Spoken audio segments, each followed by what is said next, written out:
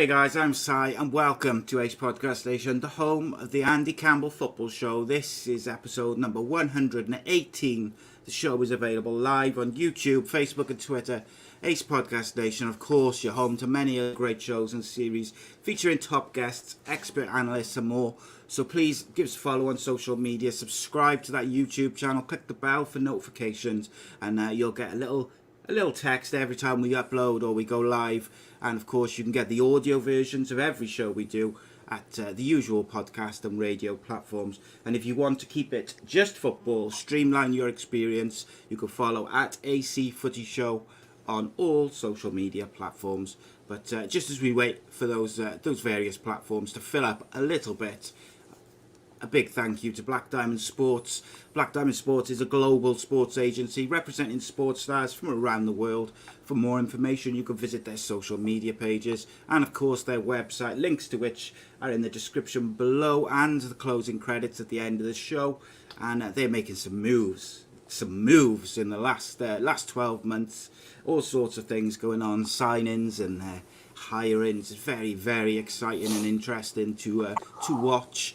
And of course, sponsor of the show, as usual, Bespoke Financial, and Darren Ralston of Bespoke Financial is giving away a free will worth £140 with all new policies which are taken out. So please check him out, give him a call, don't miss out on what is an incredible offer. He's looked after Andy for various years with various policies, including the critical illness and of course the injury cover. They are truly top of their field, provide award-winning service, and we are very proud to partner with such a top-class brand. And of course, with the way the world is at the moment, they could offer you a fantastic service and help you out, give you some security going forward. And of course, you can get more details from myself or Andy. Just shoot us a message and we'll put you in touch with Darren. But with no further ado, no more waiting. First of all, we have, as usual, the co-host with the most, the goal collector. He is the fox in the box, itching to get back into the over 40s league. He is the speed demon, the goal machine, the king of the Millennium Stadium. David Jones' favourite son, ex Cardiff City and Middlesbrough striker, Mr. Andy Campbell. Welcome, my friend. How are you? Good evening. Yeah, I'm all right. Yeah, another Monday, another amazing guest.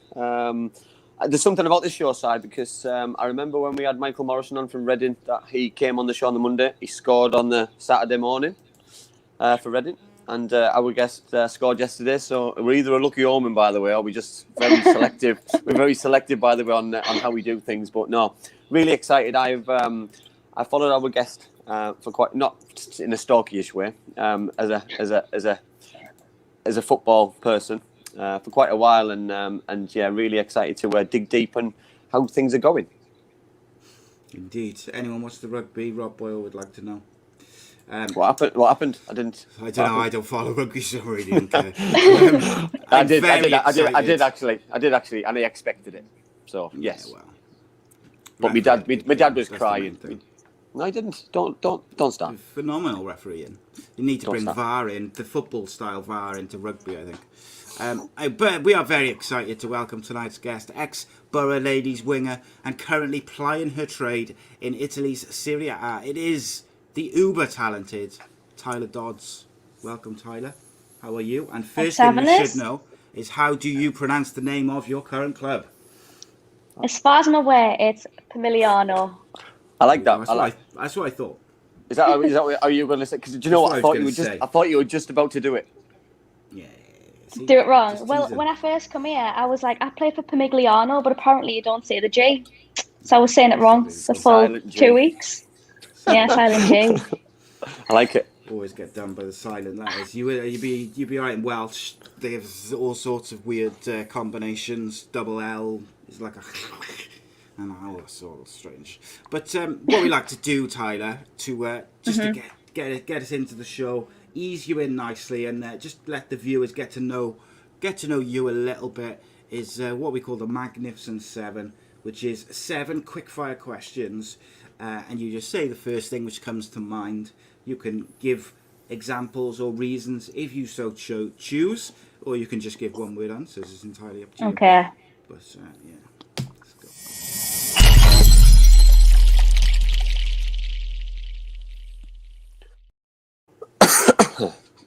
Okay, Tyler Dodds, the Magnificent Seven. Nice and easy to start. Messi or Ronaldo? Ronaldo, because he tries harder, I think. I like that. Favourite TV show? Friends, by far. Oof. Do you know what? I don't think we've had that one either. No. Old school. It's amazing. I love Friends. I could watch it Did you know? all day. Here's a fact for you, right?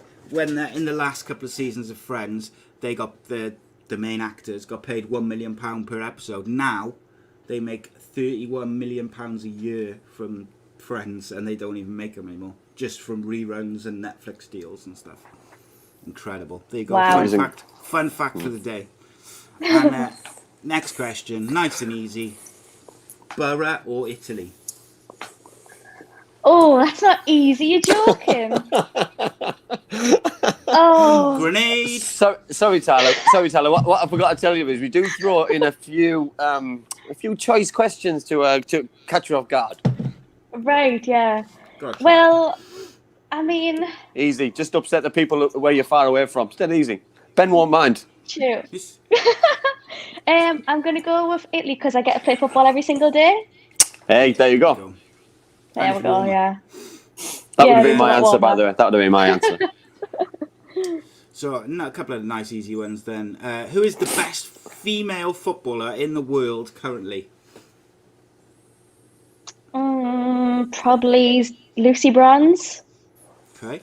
Yeah, I agree. I agree. Excellent. Singing or football? Oh, I knew you were going to say this, I knew it.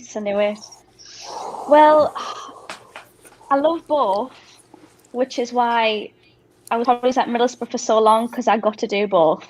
But football's always been on top. There we go. It's a good thing. It's a good thing about that though, that you can do both, Tyler. That obviously, even if you got injured, for example, playing football, and what I mean, that you twisted your ankle and you couldn't play football, but you can still sing. Is that? Yeah, I think it's because I could sing. Like, you can sing forever. Really, you've got a voice forever, don't you? But football's quite until you're young, really. So I think that's why it's definitely above it at the minute, anyways. But yeah, you can sing whenever, but it's still a muscle though. You have to work it. My voice has totally gone over here. I like that. I'm not a singer myself. You know what I mean? I wouldn't even dream. I wouldn't even dream of doing it. I did it on the show. I did it live. I did it live on the show once when I lost. Because I beat you in repeated quizzes. Yeah, I lost a quiz. So I had to sing. Lost a bet. Yeah, so I did it. Didn't you have to sing like 3 weeks in a row because you kept losing? I just enjoy singing. Yeah. I was doing what Tyler just told me. I was exercising the muscles. Yeah. Okay. Yeah, that's what it is. Okay, that's what it is. Yeah, nothing to do with me. Just like completely winning the quizzes. No, they were fixed. Fixed. Yeah, well, there we go. Who is the greatest female footballer of all time? For me, it's Kelly Smith. Okay. Yeah, she was a legend though. She was a legend. What a legend. Yeah, and also she had that niceness about her as well, though, didn't she? There was no arrogance about her, and the way she handled herself. And I really liked her as well. I'm going to slip this question in quickly. This is from Rob Boyle. He said, "What is your musical genre? Gangster rap, classical, or something else?" Well, I normally do 90s, to be honest. 90s dance. Classic. All over it. This is going to be right up my wheelhouse. 90s. There Yeah. we go. Are we just gonna do requests all night? Yeah, no, let's just switch away. We're going to switch away from football now. I'm just going to talk about 90s music for the rest of the day. I'm just gonna sit back and enjoy it. Here we go. And the final question, which is always the easiest one of all, is who is the greatest English woman who's ever lived? Does not have to be football related. It's a good question. My mum. Yeah. Hey, do you know what? Beautiful. I like that one as well. Yeah, fantastic. Well, if it wasn't for her, though, I wouldn't be playing football as I am now. You always have someone who comes to your football games and takes you everywhere, don't you? And that was her. She was the football fanatic. So basically, she's pushy. She's pushy like my mum then. Quite pushy. She's like, you need to play football at a good level. She was buzzing when I came out here and got to play every day. She's like, I miss you so much, but to see you on the telly playing football. Yeah, it's perfect. Even though it's on Facebook, but to her, she just HDMI's it. Still TV, I tell you. Still TV. Absolutely. So that's the Magnificent Seven. Really good. I enjoy them. And the next portion of the show is also fun for me. Maybe not so for you and Andy. But what we do is it's called Tell Me Why. And I ask you both 3 questions about football, and you have 60 seconds to talk about it. Nice and easy. I'll go first. But as the guest, Tyler gets to decide if she wants to go first or second. I'll go second. Yeah, I'll go first. So to give Tyler a helping hand. Okay, and I'll tell you what, just to make it a little bit easier as well, Tyler. There's one of the 3 questions is about women's football, and then the other 2 are about men's football. Which one do you want to do first? Go men's, since there's 2 of them. Okay. So the first question is: could Gareth Bale's performances in the last week kickstart his return to Spurs, and how important is he to them finishing the season strongly? And Andy, your time starts now, mate. Gareth is a world-class footballer, so you know what I mean. For me, he can only play well and score goals if he's on that football pitch. And Tyler knows more than anybody from a centre forward stroke winger's point of view that you can't score goals, you can't set the goals up if you're sat on your backside. He looks upset. He looks angry when he's sat on the touchline and on the bench. You know what I mean? And why wouldn't he? You know what I mean? He's paid to play football, and when he's not playing football, he's unhappy. He looks miserable. But when he's on that pitch, something comes alive with Gareth. And I can't work it out, but if that's just the love and the buzz of football at his age, because he knows it's coming to an end, for example, I think it's fantastic. And I do hope he finishes the season successful, because I think then it bodes well for the Euros coming up as well for Wales and for everyone else, because I want to watch it. You know, I want to watch the best players playing, and I want to watch Harry Kane, Son, and Gareth Bale playing well for Spurs. Indeed, and you had How long 2 was that? seconds left. 2 seconds left. I'll Good let you off, though. Let you off. Good 2 down. seconds. And same question to you, Tyler. Time starts now. Well, to be honest, I don't really watch football, so I didn't know he was on the bench. Is he on the bench? No, he's playing now. He's playing now, Tyler. He has been. Yeah, he has been. All right, okay. Well, I mean, I remember, like, when he's come back to England, I think he much prefers it at Tottenham anyways. Like, he feels more loved there and he's needed there. So yeah, agree.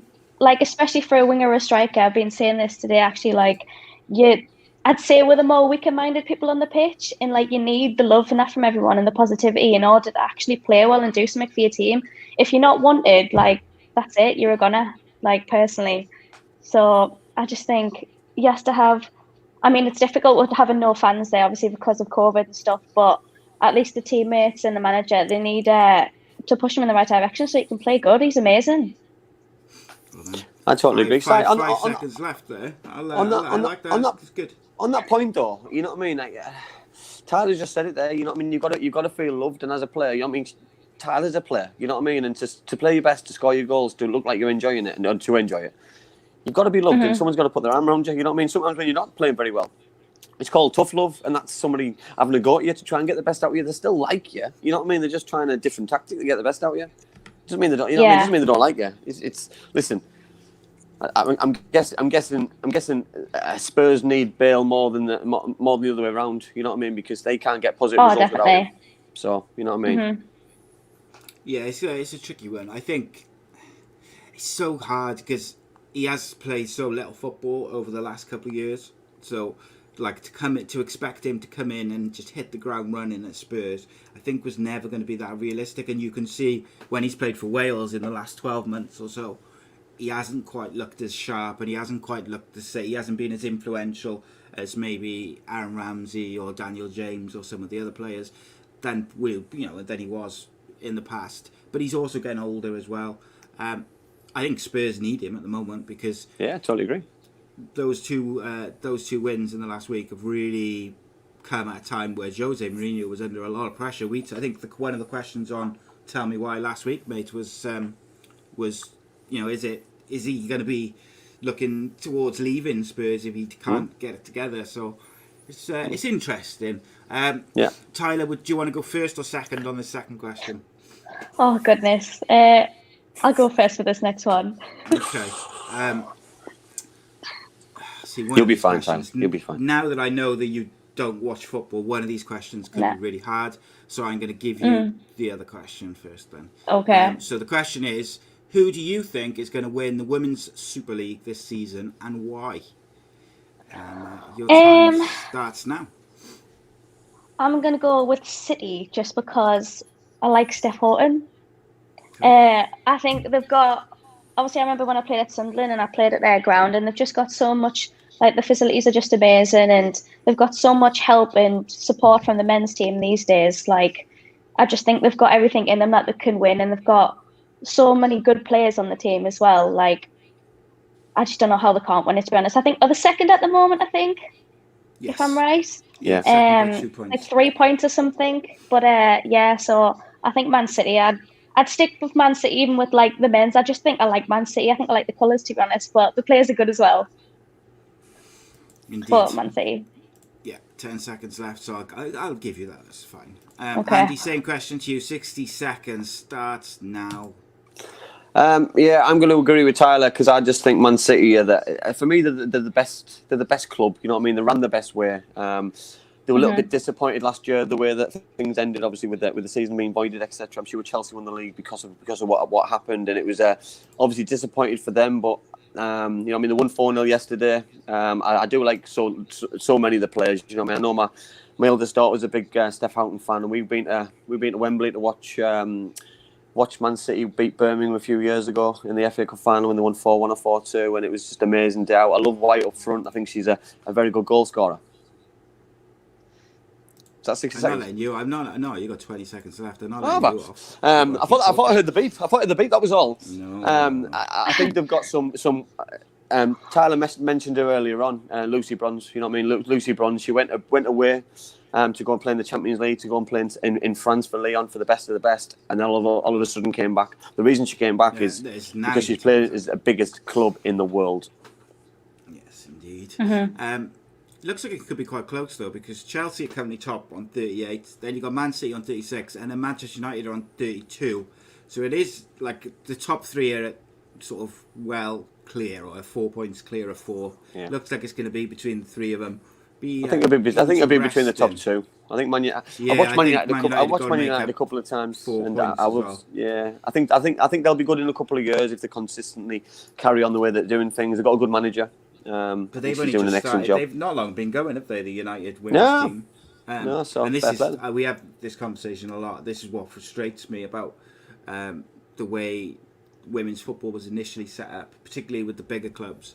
I feel that they should. I don't want to go over the same ground, but like I do feel like clubs like Man United they should all be linked to the women's teams. If you know what I mean, like they're all big enough and got enough finances that they should. You know, they've got a youth team, they've got kids teams all the way down to under 6s. They should have the same on the female side, and they should fund it the same. Here's a question then for Tyler. Does your women's team have a men's team equivalent? They do, but I don't think the men's are in a good enough league. Right, okay. But I've seen a few of the players around, so I think they are linked somehow, but they're just not as high up, really. There's Patsy joining the show. She Welcome. Disagrees. She says Chelsea will win because. Do you know why she? Do you know why? Do you know why she disagrees? She disagrees because I said what I said. That's why.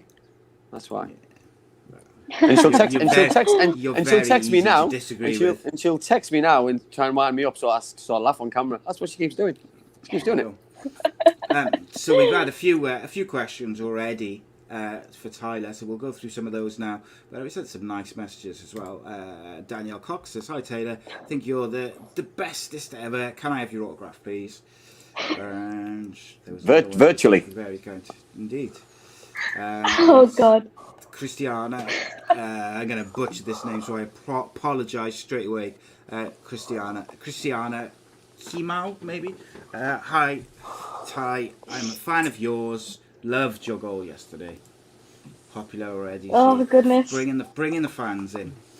Tell everybody about your goal, Tyler, because I saw it. I saw it on Facebook.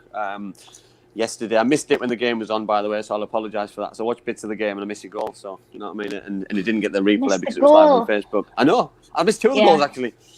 But I seen you get assaulted for the red card later on.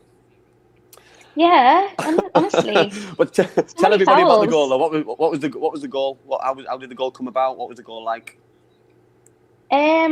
So basically, it came to around about halfway, and then Dan, our centre defensive mid, just whacked his one, and I just do my usual thing, which is sprint. And it was coming closer and closer to the byline, but the keeper was like not on a line. I was like, that's so weird, and just went for it, and she ended up diving inwards, which I've not ever seen before from a goalkeeper. Like normally they dive outwards, and she actually dived into our goal. I was like, what's going on? But normally, like, would have a celebration, like would make one up between me and my housemates, and we didn't. So I scored, and I was like, well, I haven't made one. What do I do? So I just didn't do anything. I was gutted. Yeah, I did notice that, because I don't know if anyone does follow Tyler. If you don't follow Tyler on social media, follow her. You know what I mean? Because Instagram for me is, with all the highlight reels, what you've got in your stories, it's just amazing, and it gives people a great insight of the great stuff you're doing and the goals you're scoring and the other good things you're doing, which is fantastic. But yeah, I've noticed that there is some cheeky goal scoring celebrations on there, which is great. But I did notice that yesterday when you scored, that it was quite subdued. I thought it was like a respect thing. I didn't know you'd just forgotten to do one. No, well, like, because last time, obviously my first game for the club, and I was rooming with the people that I live with, and we came up with stuff if any of us scored, so we actually did like a little shuffle. But we didn't even think of one for this time, because I've just been assisting rather than scoring. So it just happened. I was like, totally forgot to do one. Yeah. It just passed. The time passed. At least you're, well, don't know the answer to that. Tyler, do you know the answer to that? Yeah, it is. It's like half an hour away. Mm-hmm. So for the audio listeners, Reese asked, is that in Napoli, Pomigliano? Don't say the G. I see. Pomigliano. What was it? What was it, say? Pomigliano. I butcher names.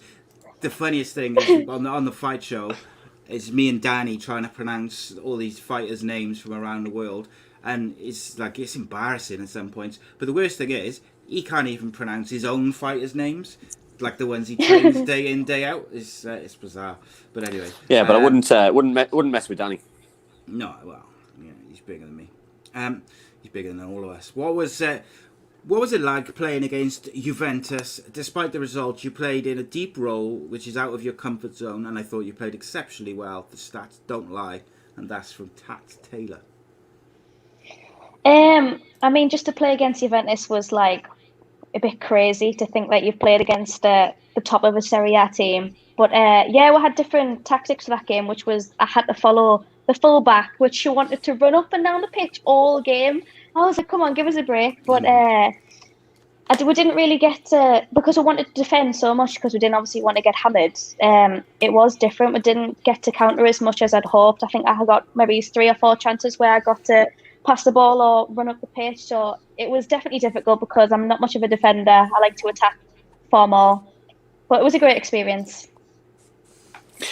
Which is so important though, because those kind of things when you first went there probably weren't what you were going to think you were doing, and playing against. I mean, they've won every single game this year in Serie A, which is just unthinkable. Yeah. You know what I mean? The only equivalent is probably Barcelona in La Liga, women's division. That they run away with their league, but you see how competitive the leagues are. You know that it's just a great experience and something that you've always got. No one can ever take it away from you. Yeah. On that note, no, sorry. On that comment as well, from obviously Mr. Taylor, those he's doing some stats for you, isn't he? So explain, because you know that I've had a conversation with him about the good stuff that he's doing and the amazing stuff that he's doing. That he obviously watches all your games and gives you feedback on, gives you the stats, which is important for your career, important for your development, important for your performance levels as well, if you need to, or ways to improve, because being an attacking player, crosses, shots, runs, etc., running in behind, it's important to know how many you're doing or how less you're doing, I guess. Yeah. Well, it's crazy because, like, obviously you watched that Boro, and then all of a sudden it's still watching now, and I'm over here, and I've never really had that before. And getting a message after every game, like, and sometimes when you don't think you've done that much, and you look at the stats that where they don't lie, do they? And I'm like, really? Did I take on that many people and actually succeeded? Did I get past? Did I cross the ball that many times? And it's nice to know because I've never had anything like that before, and I think it's really, really helpful and insightful. I think it's important though. It makes it more positive. Yeah, well, I totally agree, Tyler, because I think it's important because I think as a player, and I'll probably put myself in this category, that you're a little bit blinkered. That when you score a goal, for example, you think you've had a good game. You know what I mean? And I've been brought down. Quite a few Monday mornings when we watched the video of the game, and the manager said, "You're giving the ball away again. You didn't do this. You didn't do that." And I'm thinking, well, hang on a minute.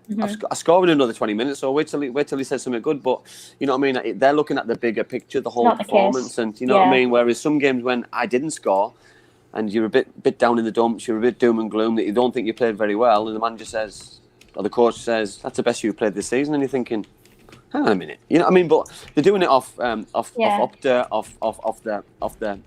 stats, and stats don't lie. You know what I mean? It's amazing that's out there, and people are out there wanting to do that. You know what I mean? Because it makes you a better player. Because I'm obsessed with data. You know what I mean? My Apple Watch, I'm obsessed with running data now. You know what I mean? Because when I've got grades, I want to beat my stats of the day. I want to beat my times and stuff. And it's same as a player. You know what I mean? That night now, yeah. You know what I mean? How many people you beat? I want to beat that next Sunday, Saturday. I want to score more goals than last week. It becomes an obsession. Yeah. It's definitely it's great to have, and it's nice to know that someone wants to do it for you as well. To be honest, like makes you feel important. I totally agree. Well, I've told him it's definitely to carry on and more, because I think it's so important if someone else has got a passion to do that. You know what I mean? Because it's scouting and these kind of things aren't for everybody. It's not an easy job. It's not something which you know what I mean. You've got to watch the whole game, and you focus it on one person. You know what I mean? So you're waiting for one person to come alive and to do something, and you're excited to give the data, and you're excited to feed it back as well, because which is key for me, and it's fantastic. I'm so pleased he's doing it, and long may it continue as well. Yes, indeedy. Donna Perry says, can you speak Italian? And if not, how do you cope with the language barrier? And just to follow on from that question as well, Andy's dad, Stuart, says, do they understand your accent over there? So I can say ciao. I can I've learned to count to 20, not very good, but I can kind of count to 20. And I kind of understand, like, the colours. There's, like, 4 colours. Just, you know, for babes, like, just basic stuff. But apart from that, I've got 2 roommates who, like, understand and translate me pretty much everything, to be honest. I just kind of wait, and then if something has to be told to me, someone will tell us it. Otherwise, you just kind of watch what's happening, you kind of copy, and then if you don't get it, someone's going to tell you what you're doing, and they'll tell you what to do. But it has been really difficult when I first got here, because obviously there's a football friends that I played with at Boro went to, I think, Iceland or something, and wanted us to go a few years ago, and like because of work I didn't go, and they were like, everyone spoke English, got on really well, had a great time, whereas I was expecting it to be the same, even though I knew only one person was English on the team, and like had the biggest shock of my life, to be honest. Was that quite daunting then, to go over to a new country and know that, you know, 90% of your colleagues are going to be not able to communicate with you, like, fully? Yeah, well, to be honest, I don't really step out my comfort zone very often, so it was a big shock to leave, which was why I was so gutted to leave Boro, because I've loved it there. They're exactly what I wanted from players and coach. Like, they made us feel so needed and wanted that. I didn't want to leave. I enjoyed it there so much, but because of the circumstances and COVID, obviously, I didn't have any actual work, like any income. So this was just a form of income, and it was just the best opportunity, really. It came at the best possible time. But I knew, like, I was going to be away from family, from friends, and I had no idea what I was walking into. I got told there was accommodation, walked into it, and then that's it. You're in Italy. What's going on? And I've got into it. I've got in the swing of things, and it's really good, to be fair. But it was a big shock when I first got here. It's an amazing opportunity in it, and I think, like, even, you know, and I'm sure things will go well for you, and they'll work out, and they seem to be going well already. But like, at the end of the day, it's one of those things where if you don't do it in a few years, like in 10 years' time, or when your career is over, you might regret not doing it. Like do hear a lot of footballers after they retire who didn't make that jump to go somewhere abroad and just try a different way of life, a different way of playing, just different everything, and they do sometimes regret it. On leaving Boro, you mentioned Craig put in a question. He said, did you read the news update from Boro about your move, wishing you well for your time in Italy? How did that make you feel? And also, he says, Andy, did you ever read what our ex-clubs said about you when you left? But Tyler, you go first. Yeah, I did. Like the social media guy, Graham, like I was really close to him as well. And he wrote some lovely things about us and obviously the coaching staff as well. And I just, honestly, I was sitting there on my bed having to pack to go to Italy. And I was like, oh, I feel so bad. Like I was nearly crying. I felt so bad for leaving.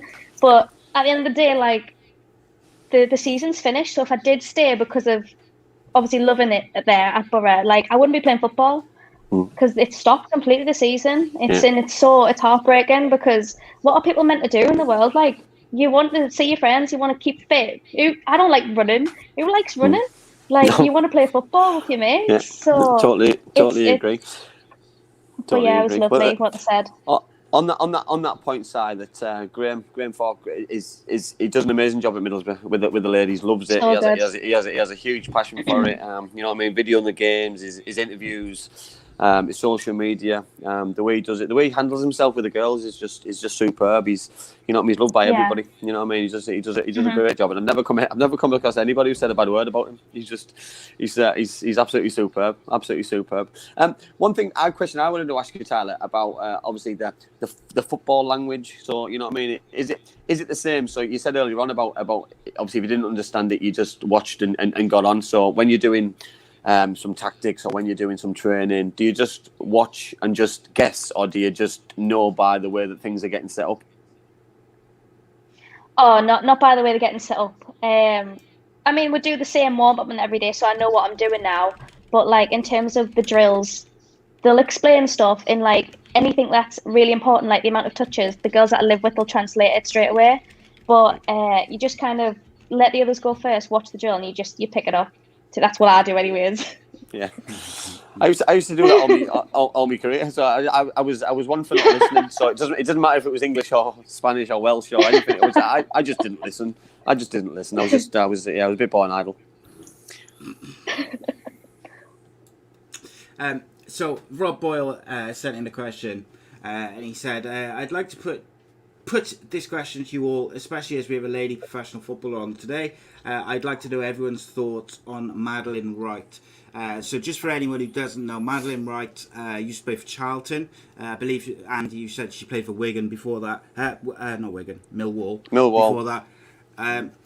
The short story is she was videoed inhaling gas from a balloon, I assume laughing gas. I think she was behind the wheel of a car. She was sacked by Charlton, and then since then, where she's out of football, she's opened up an OnlyFans account, which basically charges members a subscription to view pictures or videos, and which can be of an adult nature, but they don't have to be, is my understanding of it.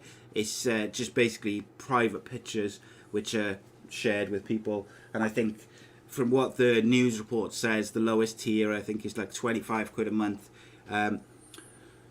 Me and Andy are going to disagree on this, I know already, so it's going to be a very interesting conversation. Andy, as the oldest, you go first. As the oldest and the most sensible, so I'm going to give a sensible answer to this, and my sensible answer is she's got a talent, and her talent is football. So she's made a mistake, she's lost a job, somebody else will take her. It's the same as Mendes Lang getting sacked at Cardiff City. That you hold out your time and you go and sign for somebody else. Isn't the platform for taking photos of yourself called Instagram? You know, I just don't get it. I honestly don't get it. You know what I mean? For me, I don't get why you need to sell yourself. You know what I mean? I don't know the girl, but from an outsider looking in, I think she's better than that, and I don't think she needs to do it. And that's me. That's me being a dad of 3 girls. That's me being very sensible, and but that's just the way that I believe, because I just think, you know what I mean, if she wants to get back into football, potentially this could have an impact on her getting back in, because clubs might be put off by it. And does she want to do that all her life, or does she want to get back into football? For me, get back into football, because it's a short life. So, I've just tried to find out from various news reports to kind of try and find out what sort of pictures they are.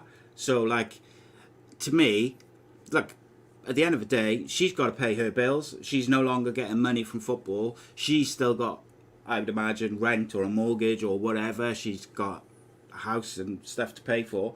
So she needs to find a way to pay bills. I guarantee she's earning a lot more from doing that than she is from football. So my opinion is more power to her. She's not hurting anyone. She's not, she's not doing any harm to anyone. If that's what she chooses to do, and she's not being forced to do it, crack on. In terms of what you said, like, about could it have an impact on her potentially getting another club? I mean, it could.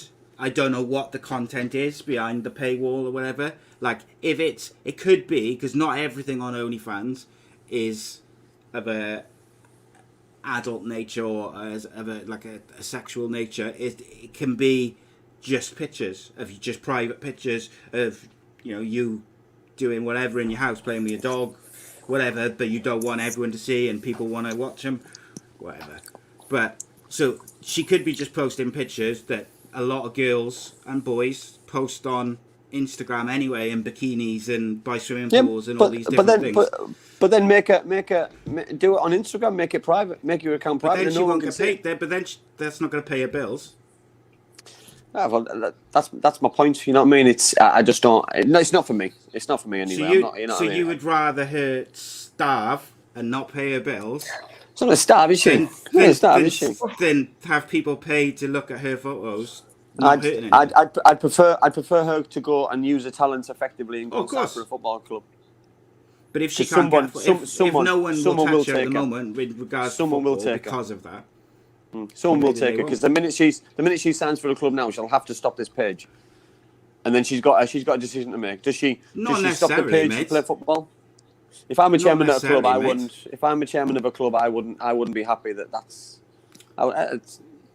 just my opinion. 2021, mate. It's 2021. Like, there's celebrities on that OnlyFans, like massive A-list celebrities. Like, they don't need the money, but like, it's not like she's signed up to Pornhub or something or whatever. Do you know what I mean? I know, but you've got, and we've got some young girls who put some comments up about Tyler. People are role models. Footballers are role models. And do you want a role model of your club acting in that manner? I do see that. I do see that side to it, but equally, if let's hypothetically say she cannot get a football club at the moment because of the laughing, I'm just laughing. I'm laughing now at Rob's comment in the group chat. So Rob's put, "I apologise. I've started something now." Andy's stuck in the 80s and the 90s. That's what the problem is. But no, look. I'm stuck in the 90s. I'm stuck in the 90s, waiting for Tyler to sing it. Well, that's it. So all I would say is, like, let's hypothetically say that at the moment no football club wants to sign her because of the gas, and it was also drinking at the same time whilst behind the wheel of a Range Rover. So Range Rovers are not cheap, by the way, and they need to I be agree. paid for. Yeah, sell it. So, sell it. That as well. Sell it. But equally, my point being is, like, if she can't get a football club at the moment, sell a car. She's got to pay her bills. Anyway, let's. I agree. To be fair, let's get the views of a professional. What do you think, Tyler?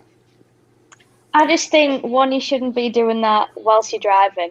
Of course, like, that's the massive you shouldn't be thing, drinking or doing anything when you're driving. It's very irresponsible.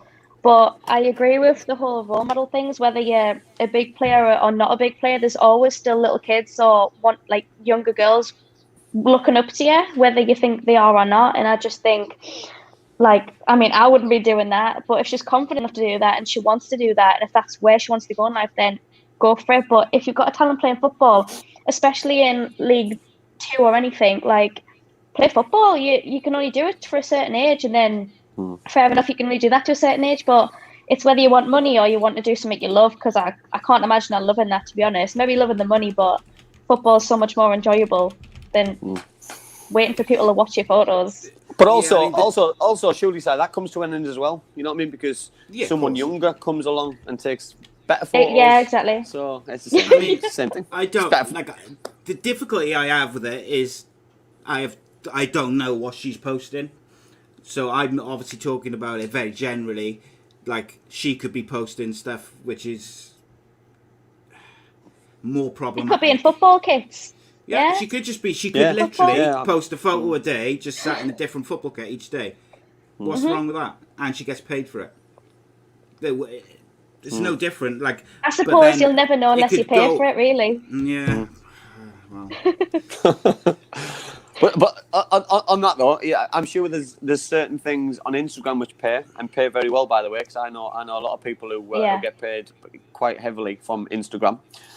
So there is ways and means, and it's all above board, and it's a little bit more professional, and you know what I mean. Yeah. I just think if she's passionate about doing something and she's got a skill in being a model, for example, then go to an agency and go and do it in the right way and get paid properly.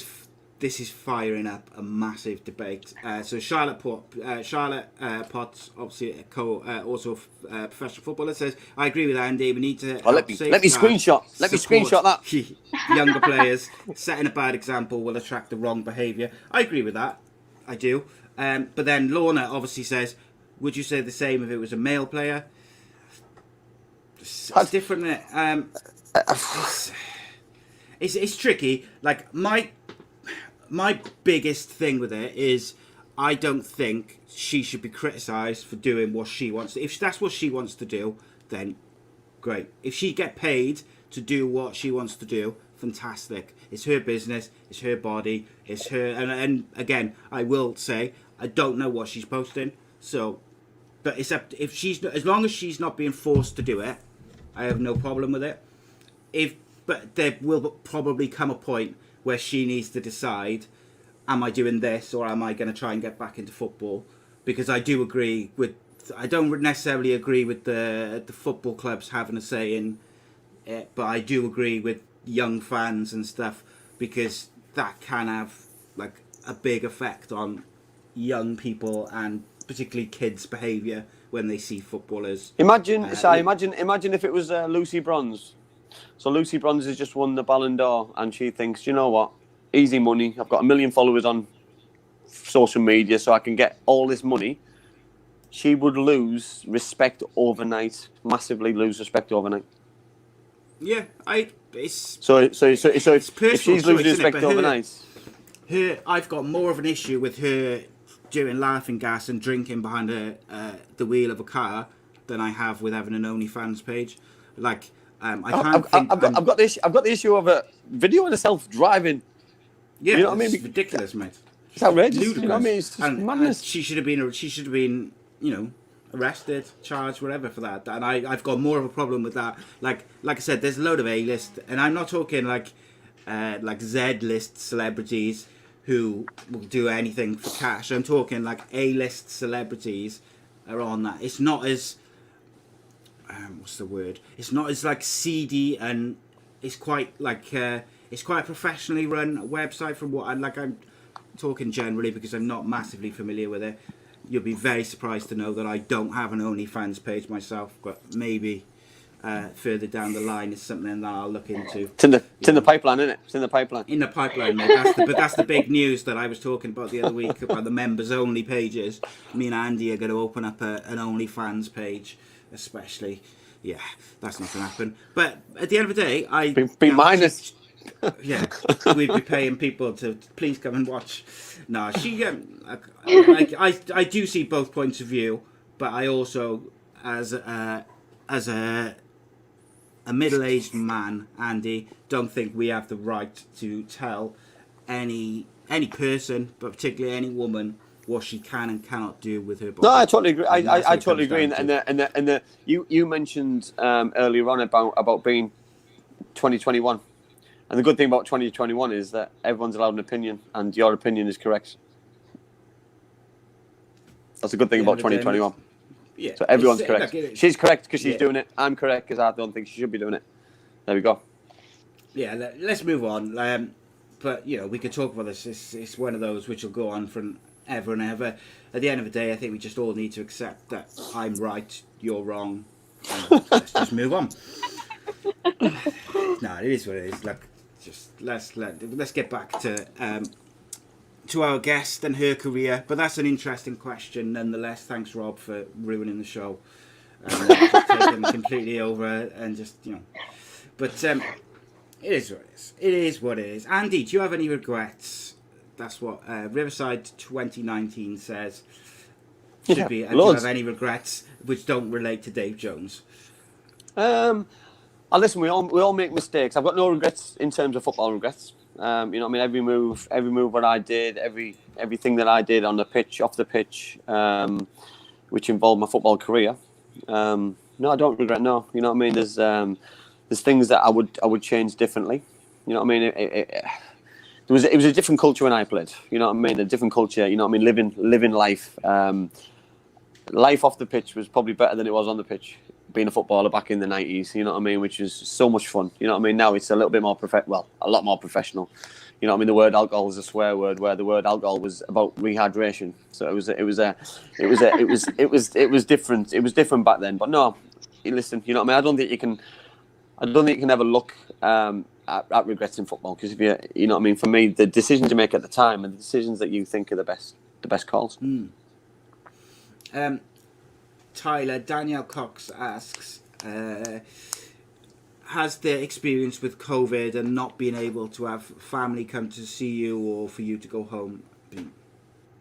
How was it? Well, I actually got to go home last week, or a couple of weeks ago in fact, but it was only for literally 4 days because I have asthma and I needed my inhalers because I was meant to go home at Christmas, but obviously I couldn't because they'd stopped all the flights.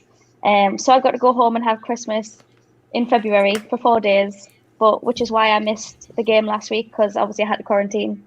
But it was lovely to see them all, whereas before it would have been I was over for 10 days and then I was back home for Christmas and I would have been out for like 5 months. Whereas this way, although it was awful not being back for Christmas at Christmas time, we've had to keep the Christmas trees up because I'm massive about Christmas, but they can take them down now. But it was lovely just to see my family even for a couple of days, but I was good that I had to miss the Roma game and obviously the loss. I'm glad you explained that though, because that was one thing that I was going to ask you. Because obviously we do our research on this show into our guests, and I did notice that you didn't play, and it didn't. Obviously, I don't speak Italian, so I won't have ever got round that. I just presumed you'd picked up a knock because obviously you played the week before, did well, obviously, and then you missed a game against the side which was near the bottom of the league, Roma at the time. I know they won again yesterday, I think, but obviously beat the team quite heavily. But yeah, I didn't know you had asthma. I've got asthma as well, so it's never really bothered me. Does it have an effect on you then? Because I only had a negative effect when I didn't know I had it, and then when I had it, it's manageable all the way through. As long as I manage it myself and had my inhalers and stuff, I'm always all right. Yeah, well, obviously before I had it, that's when I've only ever had an asthma attack, when I didn't think I had it. But I went through a stage in uni and when you just haven't went to pick up your prescription, and I just hadn't took me inhaler for about 2 months straight over the Christmas period. And I came back to football for uni and we did 2 laps around the pitch and I was gone. I couldn't breathe. Had to go to the doctors. They took us straight to the hospital. I had all the tests in the world. Nothing wrong with us. And I'm like, well, why can't I still breathe? So then I ended up going from the brown normal inhaler to literally the one that my great grandma had at the time, which was a red one. So take your inhalers if you've got asthma. Old school. And do you know what? That sounds really familiar to me, because obviously I know my dad watches all these shows on a Monday. He religiously watches it, and I remember I was playing in the youth team at the time because I got the 16. Didn't have an effect on me, and I was playing in the game, and I'd been playing regular, running down the line. I was out of breath. I was saying to my mum and dad, mum and dad were saying to me, just stop whinging and get back on. I said, I can't breathe. My chest's really tight. I wasn't poorly. I wasn't feeling bad, and then all of a sudden went to the doctors that week. Found out I had asthma, and after that it was just manageable. It was absolutely fine, and now I know now if I don't take it that I'm struggling. And I'd be in a bad way. But no, it's But people make an excuse for it, don't they? And I don't like that. You know what I mean? There's young people who make an excuse of it and say they can't do it because they've got asthma.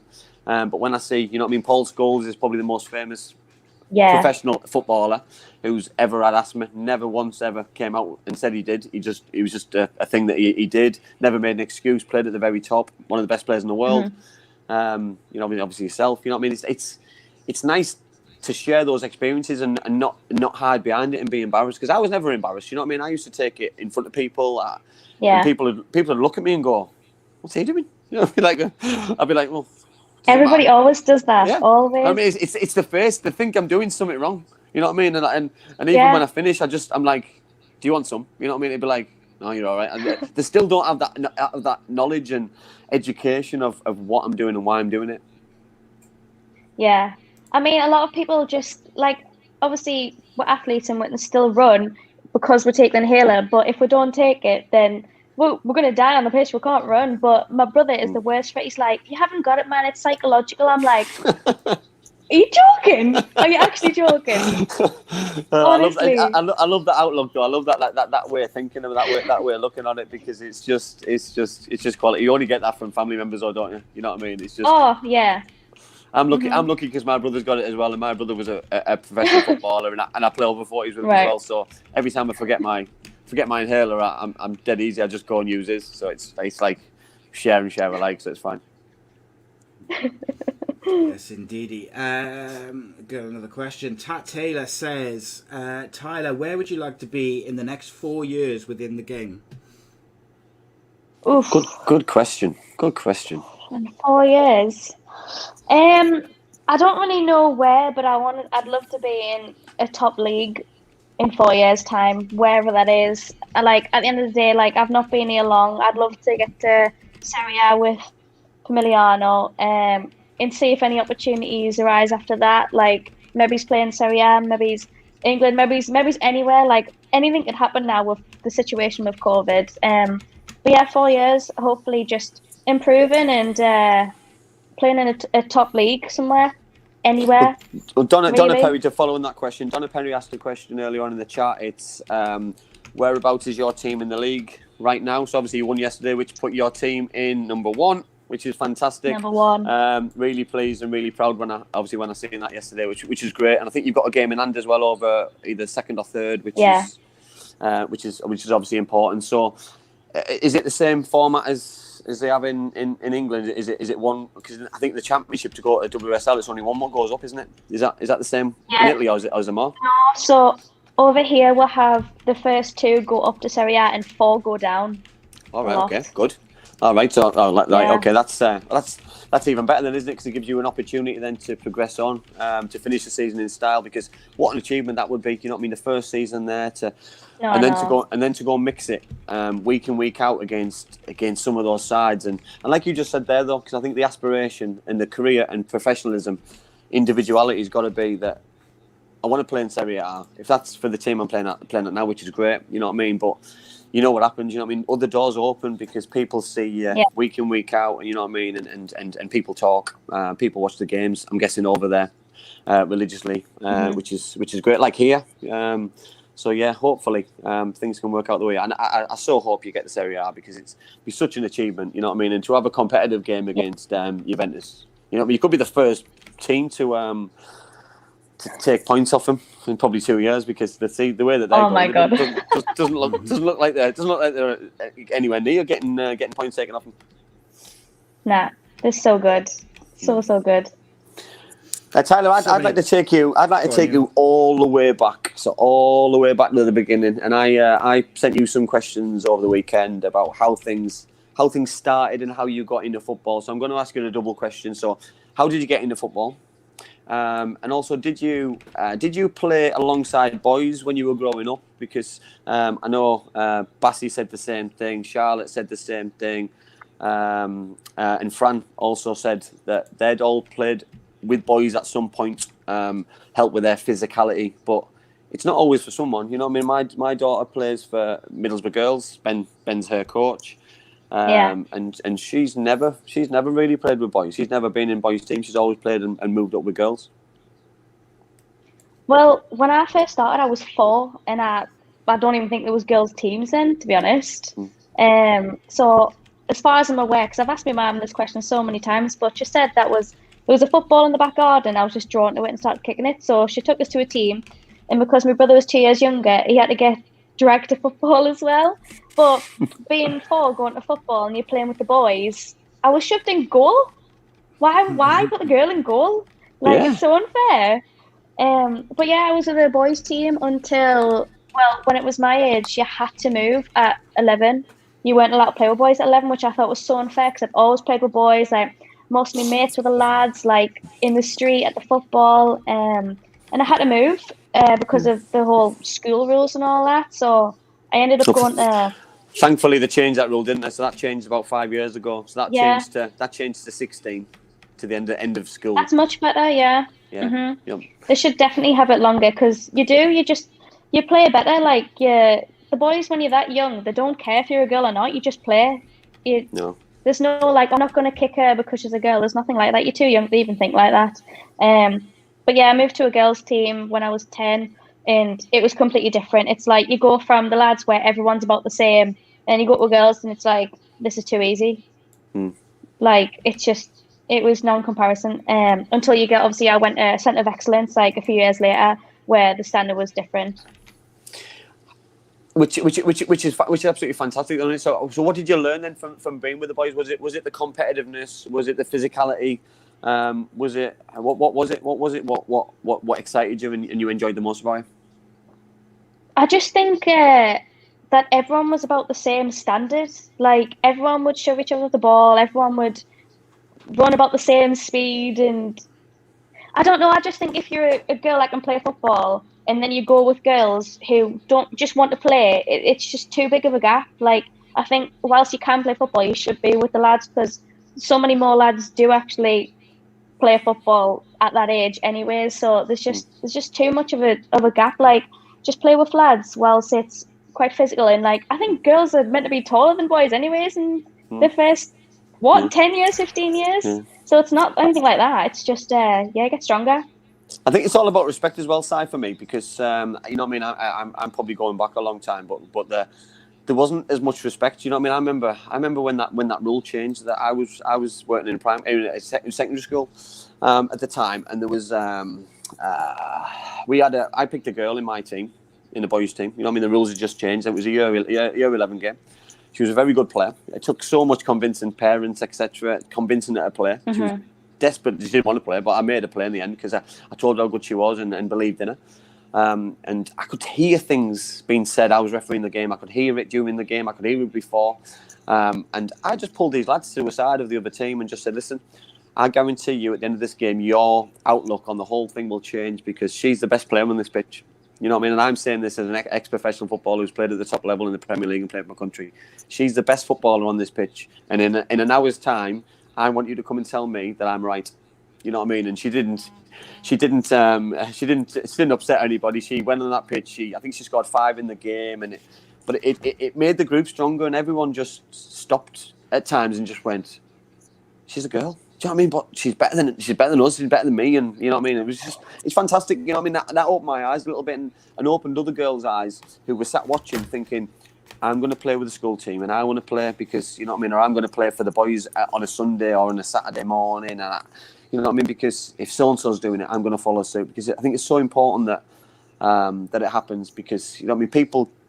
I understand why there's fear. I understand why they're scared to do it, because unless one of their friends is doing it, people don't follow suit. You know what I mean? You need to be so driven and an individual to do it. And I just hope so many. I'm not about role models. You know what I mean? Because role models can start at various ages. They can be at 12, 13, 14, 15 at certain ages of certain kids. If you've got younger people looking up to you, so you know what I mean. Credit to you for doing that, because people will do it because you've done it. Because Tyler Dodds has done it, you will emulate and help other people do it, and that's fantastic. And I hope more people continue to do it. Is that your mum? Yeah, and she's wrong. I went to Washi when I was 10. I'm sure I was Centre of Excellence when I was 12, I think. There we go. But no, it must have been 11, because I was meant to go to Sunderland Centre of Excellence, and she decided that to not tell us that I had a trial with them and she went and booked a holiday to Australia for 3 weeks and didn't tell us until I came back. And I was like, what? I could have been at Sunderland in the letters trial, and I got in anyway. So maybe it was 11, 12-ish, I don't know. On that fact, though, obviously your mum. Sorry, Si, that your mum's just popped up there with a question. How important is family, and how important has family been for your football career and today? You know what I mean? You're on about when you started at 10, 11-year-old, and now you're an adult, and you're still playing now in the position and the place that you're now. You said earlier on that you wouldn't be there if it wasn't for your mum, who was family. Should we go on mute? Should we turn our cameras off so we can have an argument? Yeah, I think we'll go. It takes the pressure off that debate now, doesn't it? There's a different debate. This is debate part 2. Yes. How important is family, Tyler, to you as a player? If my mum doesn't watch us, I don't play good. It's that important. Like, she's took us to every training session in the rain, the snow, driven us until I was 17 and could drive. She comes to every home game. If she doesn't come to a home game, like, obviously she can't hear when I'm minute late, but I mean, normally in England, like, I would always be looking, and sometimes I don't even have to look because she has this whistle. So, like, I know when she appears because of a whistle. I'm like, how do I even know that? But it's so psychological. She's watched that many games, every single game, that if she's not there, I feel like, oh my God, what have I done?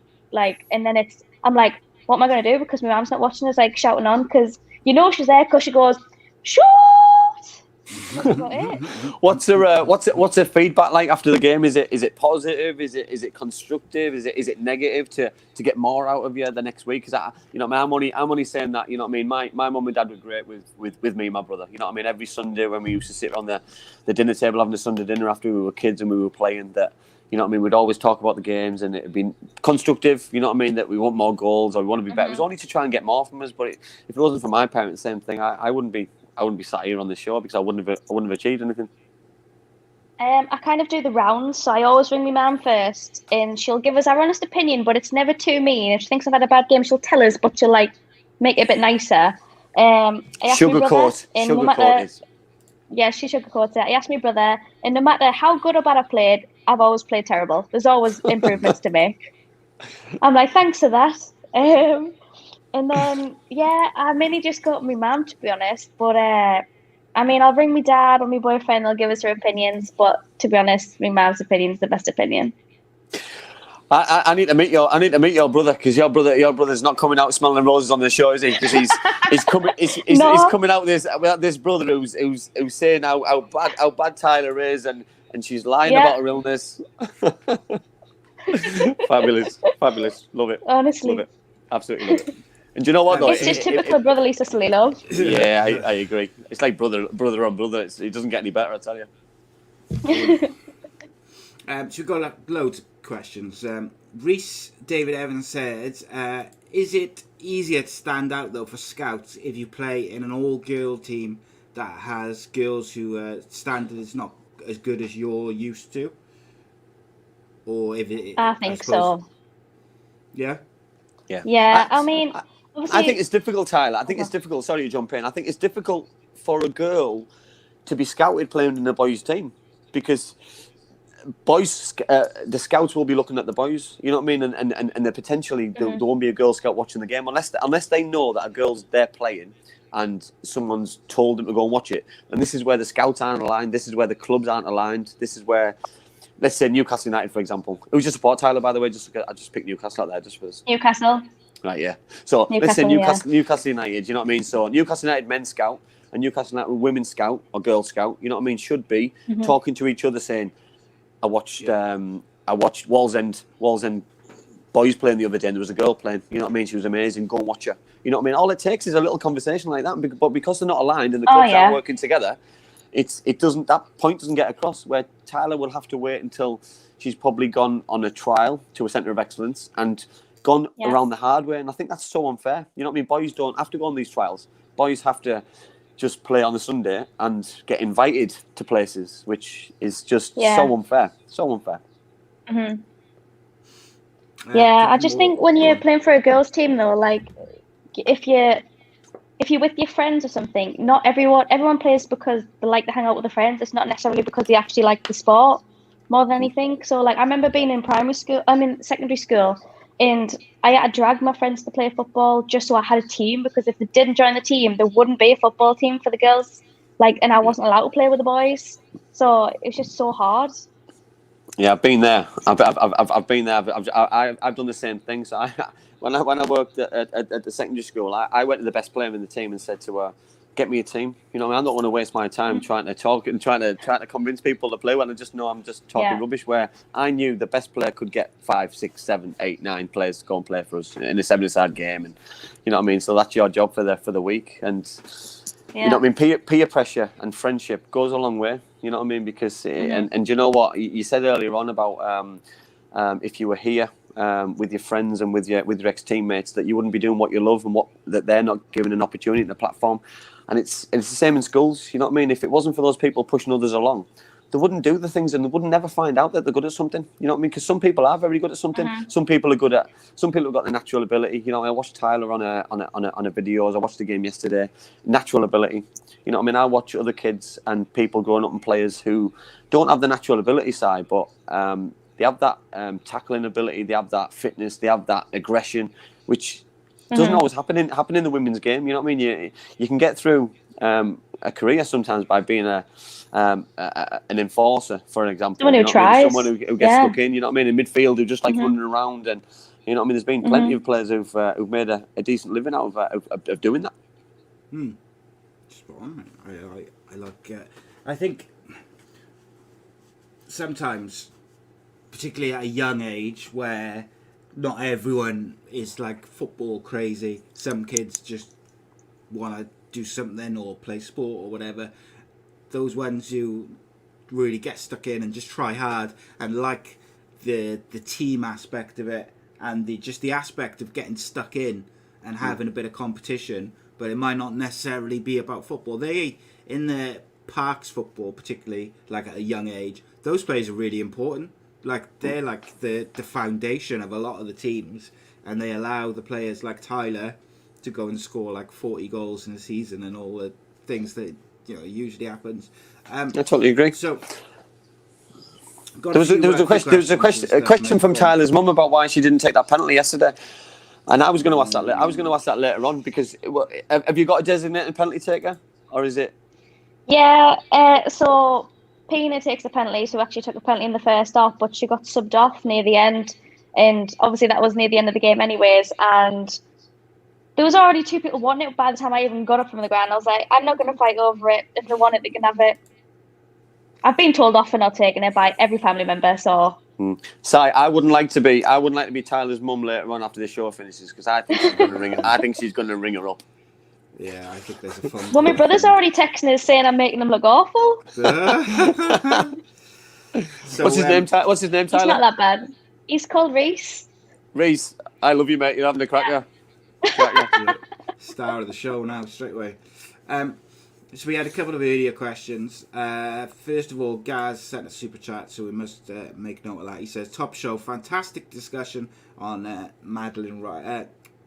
Madeline Wright. He says, great to see passionate debate without resorting to shouting over each other like peers. Should be on TV or the radio. Thank you. It's about respect, Si, isn't it? It's about respect. You know what I mean? I respect you. You don't respect me. It's like love. It's like love and hate, isn't it? Well, what it is it's about realising that I'm the host, so I am always right. But you can still have a say. You can still mute me. And you can mute me anytime you want. Yeah. And I can edit the clip to make it look like I'll just edit it to make you look really bad. It's no problem. Reese has put a comment. Yeah. Reese has put a comment at the bottom there. Oh God. Just go down to that then quickly before we go to Andy's dad. Yeah. There we go. Yeah. I'm thrown under the bus. Sorry, Reese. I think you're amazing, mate. So I'm sorry. Oh no.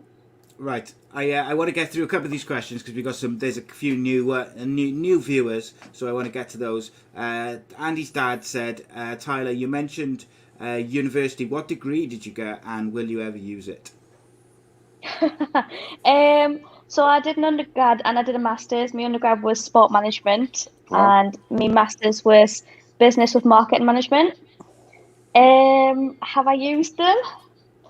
I mean, the marketing one I've used a lot more in terms of like I've designed my singing posters and just general social media use and things like that. And like singing, I work for the agency that I sing for in the office and actually do the social media and stuff like that. So that's coming to play. I don't know what sport management has done for us. I can't remember anything, to be honest. But I enjoyed uni. That's the main thing, isn't it? Yeah, that's it. But you must have enjoyed it. You must have enjoyed it to go on back and do the masters, Tyler. That's you know what it is. I said dedication. I wasn't going to do it. I said to everybody I was not going to do a masters. It's not happening. And then all of a sudden I got a bigger football scholarship. I was like, okay, I'll come. I'll do it. I'll play football again. Do you know what? And do you know what? Credit to you, because I left school with nothing. I didn't see education as an importance. And then when I came out of football, I seen that what you needed, what you had to do. So I went back to college on night to try and get my GCSEs. But try to get them, I got them. And then I got a degree, and then I got another degree. And then I could have stayed on to get my masters. And I thought, you know what? I've got through this. I've got through this amount. You know what I mean? Just quit while you're ahead a little bit. You know what I mean? But maybe part of me wishes maybe that I probably did stick that out, because it just shows pure commitment. It shows real commitment to what you want to do, and no one can ever take those kind of qualifications away from you, which is so important. It does. Yeah, every job needs them, which is so frustrating for most people. Like, you have to have them. Well, everyone said about degree being a piece of paper. You know what I mean? You try and educate children or your own children, your kids or other kids and friends and family about, you know what I mean, that you need a degree. You know what I mean? Even people laugh and joke about it now on social media, and people will tag Tesco in and say, oh, I'll just work at Tesco, and they say, you won't work in Tesco without a degree. You know what I mean? Everything's degree. Let's get this piece of paper, because it just shows it's 3 years worth of commitments. You know what I mean? If they say you can commit for 3 years, then you must be half decent. You know what I mean? Because sometimes you don't even need that qualification in that field anymore. It's just about having that piece of paper, which is fine, because it is what it is. But it's so important now. But if you can coincide it with playing football, is something else. You know what I mean? There's chances in America now for girls. There's Australia for girls. There's some teams doing some good stuff. I did a talk on Zoom with Scarborough Football Club for their scholars. There was boys and girls, and it was amazing. I was getting asked some really good questions from the girls, because their coach knows that I've got girls I've got one girl who plays and two other younger girls. But it's nice, because I know what I want my daughter to do. I want her to play football at whatever level she's happy and comfortable at. I want her to go and get an education and be happy and get a good job. You know what I mean? So it's all those kind of things. What I see, what you've done, and what other people have done. I want to try and emulate that for her, really.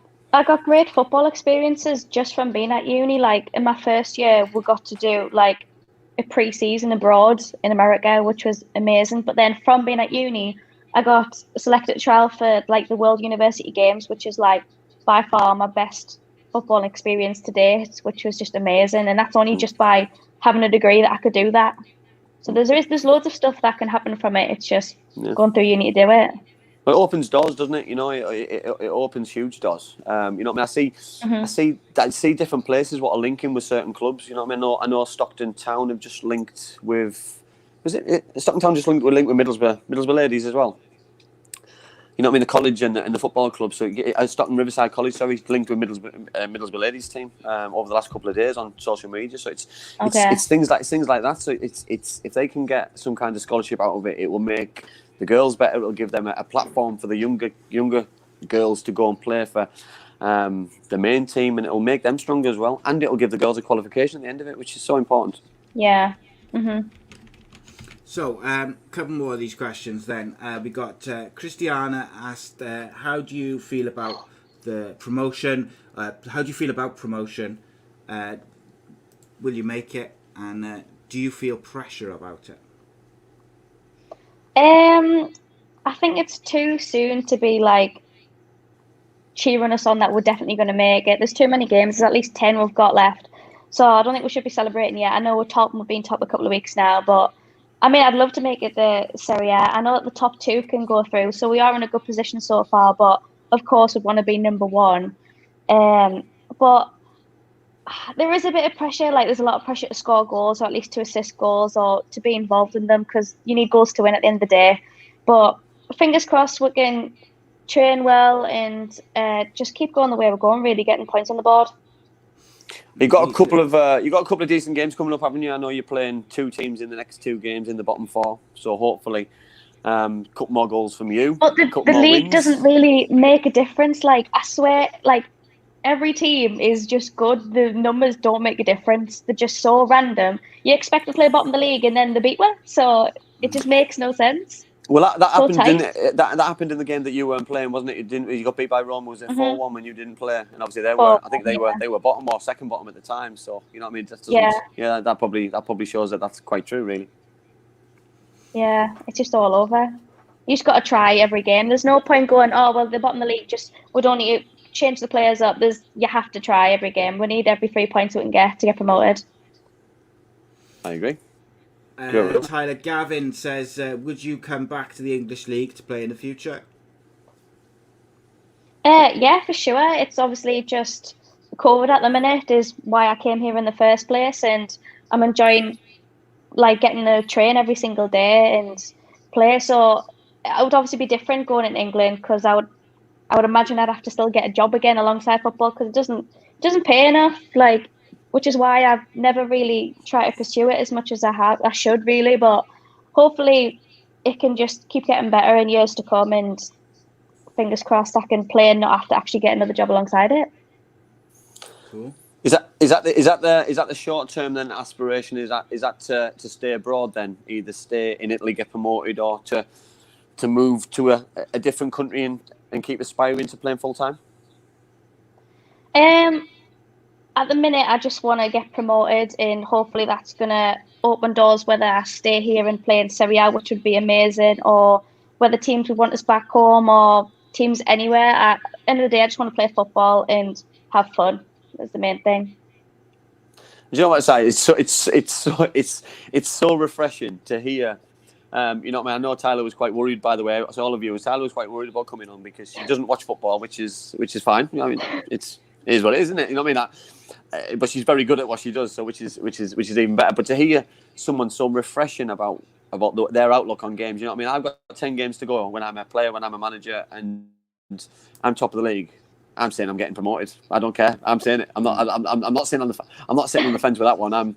I'm saying it. And then when it doesn't happen, I'm falling flat on my face. Or when it does happen, I'm just taking it on. I'm taking it every game. But I just think, do you know what? It's so refreshing because you know what I mean.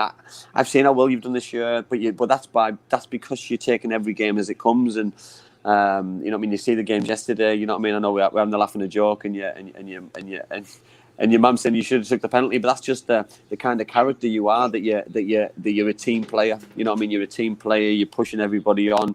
So on that note, being a team player, what you like in the changing room then? Because you seem like you're a very nice, approachable person, but do you change when you go over that white line? Do you become something different? Because a lot of people say when they cross that white line, they become a different person.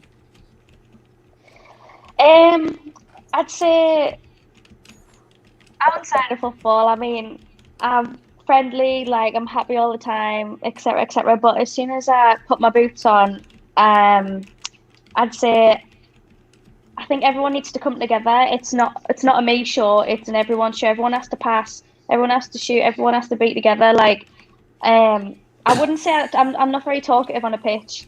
I'm quite like just in the zone, and if you don't scream it, I won't hear you. So I'm very much like kind of like a horse, like this, you know, when they're running, like just going forwards all the time. I like it. So off the pitch, you're nice and quiet. Reese, can you confirm, please? Come on, I'm happy for you to get. I'm happy for you to get your own back. It's an open forum. Sorry, we must have loads of questions that we need to get through. You've got loads of viewers. Oh yeah, yes. So Danielle Cox says, Tyler, I've heard you can sing as well. Can you give us a song? No. That's out of order. That's out of order. That's unless you're going to pay. Yeah. Fair's fair. Yeah. Fair's fair. Yeah. Come on. Yeah, exactly. That's fair. Don't do anything for free. Exactly. Stuart Campbell says, oh no, we done that one. I do apologise. Right. One thing I did want to ask you about your singing, Tyler, and we'll get to that in just a second. But I had a question which I wanted to ask you and put to you. It's a bit of a weird one, but I kind of just wanted your take on it, and I'd be interested to hear from people in the chat and Andy as well. And I was just wanted to know what things could men's football take from the women's game to improve itself and vice versa? I thought you were talking about singing, Elsa. That's not about singing. No. We'll get to that in a minute. What can the men take from the women, did he say? Yeah, just generally, whether it's on the pitch, off the pitch, respect to officials, whatever it may be. I just think men is so, because they've got it, they're so focused on money and about like, oh, I'm on more than you, blah, blah, blah. Like, in women's not like that. The majority, no one gets paid for the majority of teams anyways. And it's all about the love of the game, the love of the team, everything's to get through together. It's not about individual performance. You need to get it all together. And I just think it's more of a team for women just because of that. Because you know what it's like if you hear someone's getting more money than you. You're just going to be like, well, I don't want to be associated with them. Like, why do they deserve more than me and all that? Whereas the only positive about women not getting money is that they don't have to deal with that, and everyone works together a lot more. I would say. I'll second that as well, Si, because I'll throw probably enjoyment there as well. You know what I mean? You see a lot of young, probably young lads. You know what I mean? A lot of young lads are playing because they're trying to become something that their parents didn't become, for example. You know what I mean? And they're pushed to play. Yeah. You know what I mean? They're getting shouted at while the games are on. They don't look like they're enjoying it. It looks like they've got the weight on the shoulders and they can't wait for that final whistle to come or get brought off. Whereas girls, every girl's game, you know what I mean? I've watched my daughter playing hundreds of times, and the most I ever saw her enjoy a game is where she got beat. She got beat about 15. She got beat about 15-1, and she played defense. She played centre half, and she absolutely loved it because she was so busy. She had an amazing game. It's the best she's played. But when you get beat so heavily, sometimes it thinks you look like you don't enjoy it as much. But girls enjoy football far more than boys do. Far more. So here's one I'll put to both of you then. Why do you think that men's football is far less inclusive of the LGBT community than women's football is? Because you see a lot of footballers, people from within the women's game, talking about it, being open about it, whereas you don't in the men's game. And I'm I think personally that that's one thing which I would really like to see sort of mirrored on the men's side. Like, Andy, obviously you've went back in the black and white days. Like, why do you think that is? I just think it's taken a long time for people to fully accept that women are just as good as men. You know what I mean? That Lucy Bronze, for example. You know what I mean? I don't think it's helped with certain comments and certain people coming out with silly comments. The American girl, was it Rapona? To come out and say that that women should get paid the same as men in football. Women should get paid better than they are, 100%, million percent. But let's use Barcelona, women and men, for example. You know what I mean? Both teams are both very successful. So you're on about Messi, and you're on about, I don't know. So sorry for my from my knowledge here, but I don't know a name of a Barcelona woman. But how on earth that club can generate the amount of money that the men are getting in order to pay that woman, and that's the problem that we've got. You know what I mean? If they're generating the kind of money what men are getting and the men's teams are getting, then for me, have it all. You know what I mean? Have as much, but it's sponsorships, it's Sky money, it's Premier League money. The WSL, for example, I think I'm hearing a rumour that they might be getting taken over by Sky next year, so the games might be on Sky, which will give clubs more money, which hopefully will give girls more money, which will give managers more money, teams getting bigger and better squads. But then you need bigger attendances, so you need bigger grounds. I look at Man City, and Man City don't get the crowds that the first team get. So how can they generate the whole thing? You know what I mean? There's got to be a change. Girls, women deserve to be paid more money than they're getting, because how Tyler can play at a level in England and not get paid is a travesty. It's not fair. Yeah, it's not ethically. Absolutely. It's not ethically right. You know what I mean? Because I know players, men who, when I was a manager, who were getting paid very good money, cash in hand, and having jobs at the, you know what I mean, the Northern League in the Northeast, and it's, you know what I mean. I think, you know what I mean, girls, women, they should be getting paid that kind of money themselves by doing it. You know what I mean? So there's got to be. it's got to be equal. You know what I mean? We're on about equal rights. We're on about all fairness and things. You know what I mean? For me, it's it's got to be sorted though. Sooner rather than 100%. I just searched through because I knew I'd seen that question. And again, I apologise to anyone if I've missed your questions. I'm trying to get through as many as I can. James said, "What's Tyler's opinion on Megan Rapinoe?" I have no idea, to be honest with you.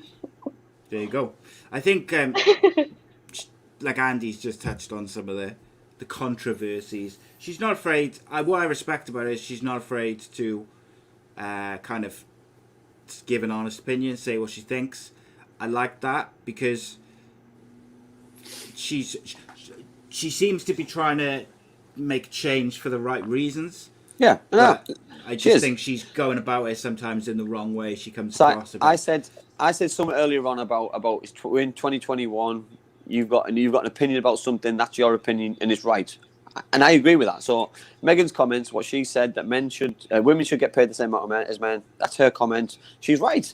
Women should be getting paid more money. You know what I mean? So Chris is the top man, by the way. So Chris, Chris and Steph, obviously manager. Steph's the manager. Is Chris the assistant manager or coach at Middlesbrough, isn't he? He's the assistant. Yeah, the assistant manager. Yeah. So you're going to answer that? Are you going to answer that, Tyler? Well, when is pre-season? When's the league starting again? Oh, that's sitting on the fence, by the way. I think a lot of the seasons got voided, didn't it, the other day? So I think pre-season might start a little bit early, so they can get a few more pre-season games in. I think everything's getting listed here, right? Isn't it? Quite soon and shortly. So you know what I mean. I think things might have been a little bit drastic and a little bit a quick decision. And there was another question aside from Chris and Steph, which was more recent, and it was ask Tyler about the kit situation when we played away against Fylde a few seasons ago. What? There's nothing to discuss. I've read that, by the way. That was a comment put in, so that's all I'm saying. So yeah. So basically, I asked the day before, like, something about the kit, because we took the kit like everyone took it a certain week, and basically I had it out ready, and then I had a gig, and then I had no sleep, and then I totally forgot about it. Got to where we met at Boro, still totally forgot about it. We're halfway down the journey, and our captain at the time went, "There's loads of space in this bus, where's the kit?" And my face went, it was in the cupboards at home, and nobody believed us. Not one person believed us. I had to FaceTime my dad to prove that the kit was still at home, and that's when everyone just went, "What we're going to wear? We have to forfeit the game." And luckily, because the captain noticed halfway down, Steph managed to sort out some kit from the team, and it turned out to be like their really old, yellow, dirty, minging, stinking kit. Yeah, and not Quality. the best memory. No, that's to be fair though.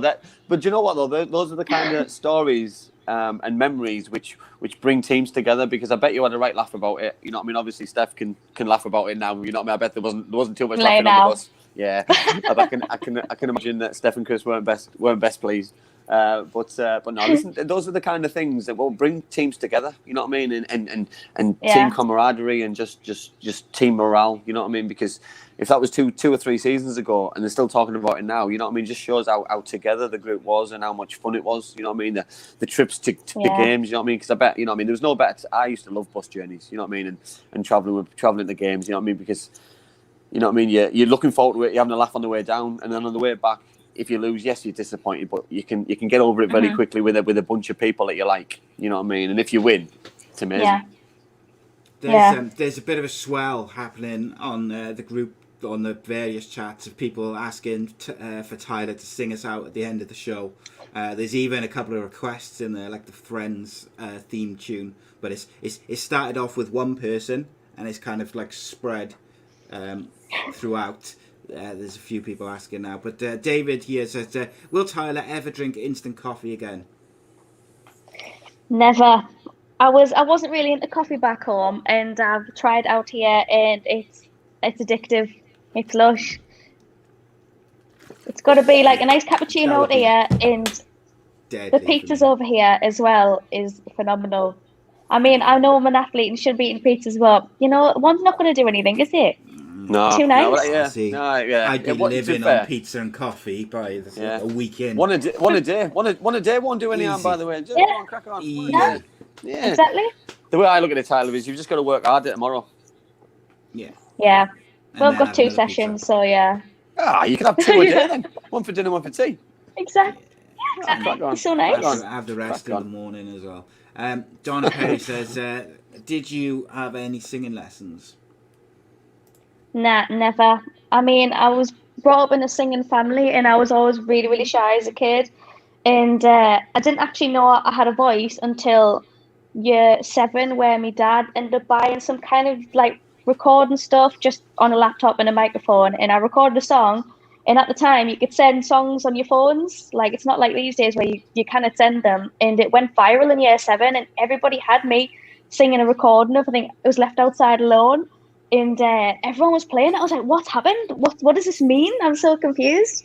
And no, I just think I enjoy singing and it's just been natural for us, which is quite lucky that I enjoy singing, really. And I'm all right at it. How does it make you feel, Tyler? Because people say that when people sing that they feel certain things, you know what I mean, like emotions or it tells a story, you know what I mean? I'm probably saying things what I've heard on X Factor or stuff like that, you know what I mean? How do you feel when you sing, Andy? Embarrassed because I'm not good at it. I know I'm not good at it. I feel sorry for people because I have to listen to it. I'm probably the opposite. Probably the opposite of what Tyler just said. That I'm not good at it. She said she was good at it. And it's painful. You know what I mean? But I like music. You know what I mean? So I think you know what I mean. The best place to sing for me is the shower because you can shut the door and you can just sound like you're like really good, but you're not, and then no one else can hear you. Sing like no one's watching. Yeah. So I do that all the time. Sometimes I'm singing in this before the guests join, and they'll join, and I'll be like singing away, and quickly add them in. You didn't hear what you thought you heard. On the singing thing, Craig says some clubs have initiations when new players come in, where they may have to sing, etc. Have any of your clubs had any initiations? And if they did, were they devastated when they asked you to sing and you were good at it? Well, obviously, like uni and that, you have to do it.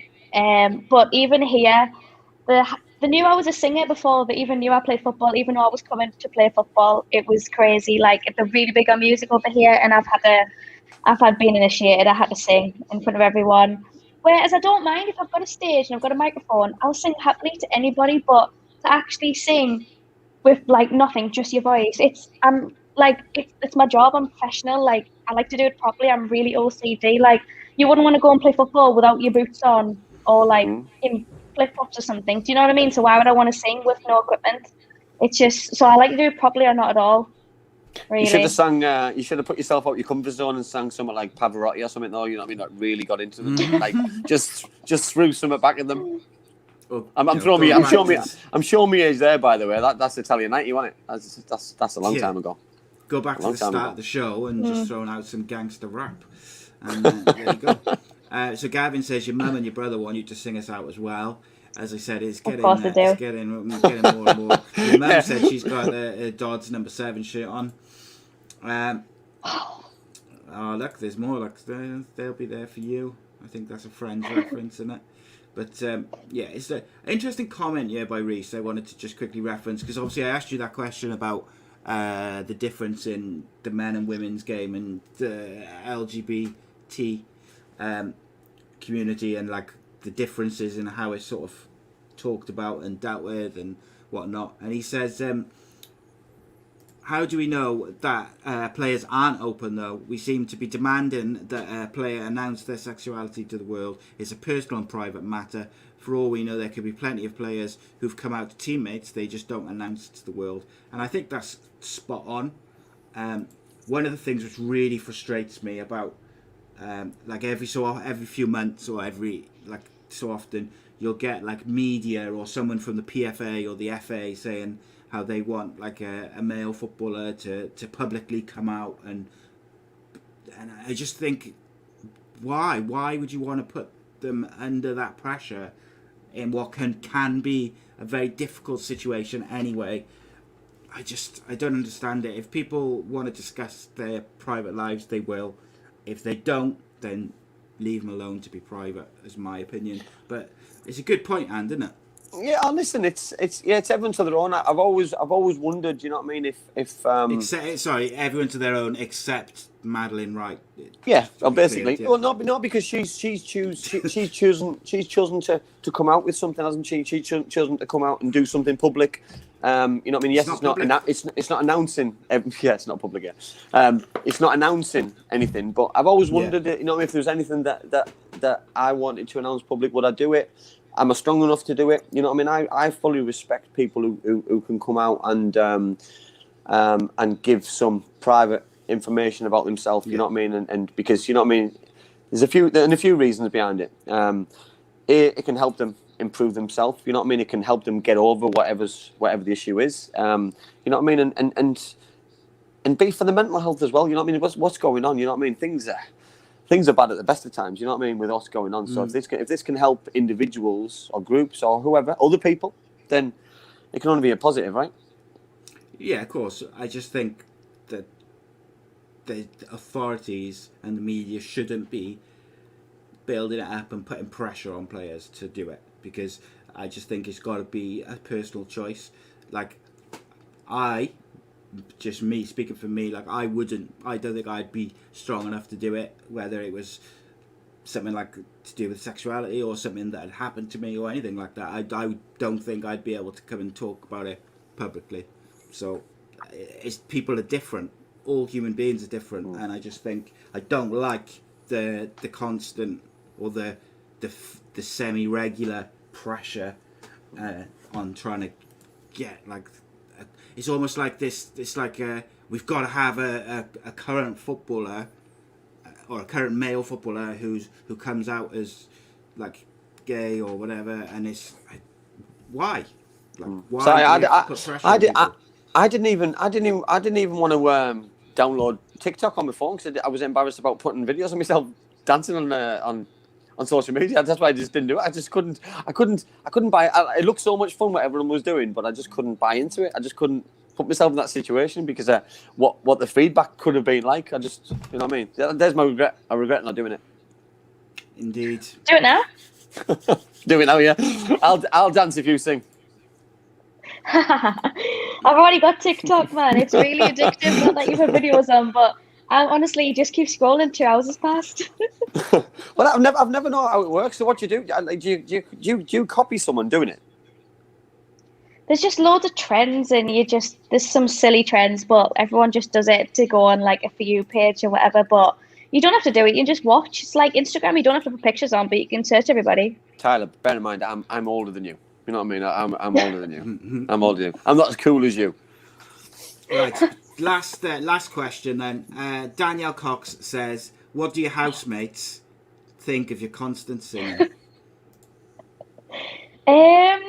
They're actually fine with it, to be honest. I think we get on so well that I mustn't be that annoying because I'm honestly singing 24 hours of the day and I don't even realise it. So just walking around the house, I'm singing something, and they don't even shout at us. It's amazing. I think cheers, Leslie. Do you know what? Amazing. Do you know what? Like, I don't would be good. Like, you wouldn't even need a TV in the house, would you? Because just Tyler's singing again. Switch your TV off. You know what I mean? It's just switch your radio off. It's like ask Alexa, isn't it? You know what I mean? Alexa, will you sing? Take that. You know what I mean? And just Tyler does it straight away. I've been getting some of my tracks made, and I've told them that they're getting a show in 2 weeks' time when I've got the last track because they're getting made properly. And so I'm gonna have a little show in the house. Oh, I like that. On my voice though, in a while. I like that. Awesome. I love it. Tyler, it's been an absolute pleasure. Thank you very much for joining us. Thank you for being so generous with your time, and thank you for bringing all your fans with you. Yeah. And to all those, please come back. All the new viewers, come back and subscribe. YouTube.com/Ace Podcast Nation. You can also spread the word. Tell your friends. They have top guests every Monday from the football world. We also feature MMA and boxing show on Wednesday. We have a championship show on Friday. We've got some massive guests on the fight show coming up. We have a new series, series 2 of My Story coming very soon. And of course, Friday is the return of Super Kevin McNaughton, unscripted, live, straight after the championship show. It's going to be an interesting one. But big thank you to Dan Ralston and Bespoke Financial. Please give them a call, check out their stuff. Got some fantastic things to offer, some financial packages, and of course they're giving away a free will worth £140 at the moment with any new policy. So if you need that bit of security in what is an incredibly tough time, then get in touch with them. Tell them we sent you. And of course, Black Diamond Sports, big thank you to them. But most of all, thank you to everybody for all the questions and comments, etc. I've tried my very best to keep up. I apologise if anyone's question was missed. It was a busy one. 3 platforms I'm trying to read of questions. It's difficult. Andy, as always, mate, it's a pleasure. We even had a nice little spat as well. Yeah, no, listen, I really enjoyed tonight. I think it was amazing. Thanks to all of you who've come on, some new ones. Please check us out. Keep watching, keep following. Tyler, I'm going to ask a favour. So, 10 games left. Is that so? 10 weeks. Yeah, 10 weeks time. So once promotion is sealed and delivered, would you give us 15 minutes of your time on maybe a Friday night show and talk us through how happy you are? Why not? Why, man? Why, I see. Do you know what? Do you know what, Tyler? We used to do a fake Geordie Bingo Lingo. Fake Geordie Bingo Lingo. So I was basically teaching. Yeah, so you don't need it. Don't need with Tyler. Tyler's just. So fully enough. Well, I've taught. Go on. I've taught all the Italians how to say Adivina. It's so great. They're all saying it and have no idea. Adivina. And what does Adivina mean? Just tell everybody. It means I don't know in English. I don't know. I don't know. Fantastic. Tyler, no, thanks. It's been amazing. Cade asked a question about what are they called, and those Parma things. Parmesan. Parmo. Parmo. Yeah, he says, do you miss them now you're in Italy, if you ever ate them? Parmos are so good. Unfortunately, I didn't actually live in Boro where they are the best, because the ones in like Gateshead, Newcastle, Washy, they're just not the same. Fake. They make them with tomato and it's like, minging. Yeah. Fake. They're fake. You'd have to get them from Boro. They're so good, and I do miss a Parmo. But they are really unhealthy though as well, by the way. So they are. I'm waiting for the lockdown to lift so I can get up to Boro and sample them. One. And Andy, remind me. I had an interesting conversation today about something very exciting, but I can't talk about it now. But remind me in 2 minutes. I'll remind you. It's very interesting. Related, to the show. Thank you to everyone. Nice one. Appreciate it. Loads of good comments. Loads of great questions. Most of all, thank you to Tyler, even though you refused to sing. Well, check out me social media for it. Yeah, you know what I mean? Sorry, that was one thing that I was going to say to everybody. You know what I mean? Check out Tyler's social media, a football page on Instagram. Amazing. If you want to see some of our highlight reels and stuff, you know what I mean, get following. I know a singing Twitter account is linked on her own Twitter account. You just have to find it on there. So check her out. Yeah, I think I linked all your social medias in the description. I think if I didn't, I'll post them up later. But anyway, we'll be back. Friday is the next live show for the championship show, and of course you can check out the MMA and fight show Wednesday. Got some massive guests coming. Come and join us. Subscribe, youtube.com/ACE Podcast Nation, and we'll see you soon. Cheers, My guys. mummy and daddy have been talking about life insurance. It sounds like something to protect my brother and me, but I don't really understand. Then my Auntie Louise told Mummy about Bespoke Finance Teesside. She said they're a local company who helped her with her life insurance. Mummy got in touch, and because they're based locally, a man called Darren was able to come to our house. He was really friendly. Darren stayed for a cup of tea and made it all really easy to understand. He said that life insurance will protect our home and family if anything bad were to happen. Like if Mummy or Daddy got sick, then we'd get enough money to take care of us, and our house would be paid for so we wouldn't get taken away. After an hour, Darren said goodbye and Mummy and Daddy seemed a lot happier. Once it was all sorted, we could all relax and watch a film together as a family. I don't know why they didn't do it sooner.